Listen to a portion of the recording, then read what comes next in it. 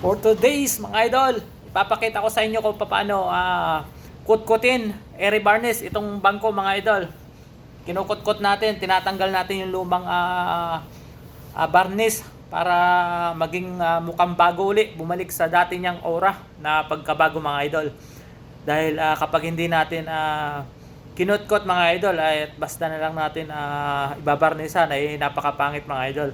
Kaya kailangan nating kutkutin, tanggalin ang lumang varnish mga idol at para bumalik yung kanyang yung aura niya, yung ganda niya mga idol. Kaya na mga idol at ang kinukutkot natin ang lumang varnish.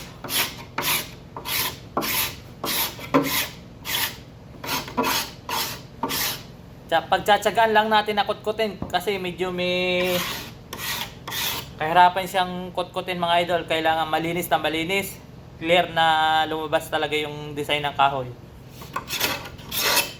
Ito nga pala, in-applyan natin ang paint remover para madali natin kutkutin. Ganyan ang gagawin nyo mga idol pag gusto nyo i-revarnish ang inyong mga pintuan, inyong mga upuan, mahahabang upuan mga idol. Gamitan nyo ng paint remover at kumabit kayo ng pangkuskus ganito para madali nyo tanggalin yung lumang pintura mga idol. Pati yung mga singit-singit mga idol niyan, kinukutkot natin para malinis yung kahoy. Para pag ating in-spray, pininturahan mga idol, ay kita natin yung ganda ng ating ginawa mga idol.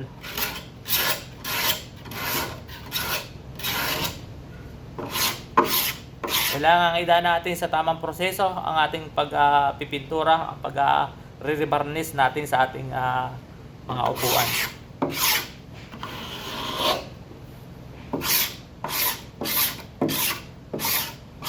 Ito nga pala ay matagal nang hindi na i-re-varnish kaya napakadumi.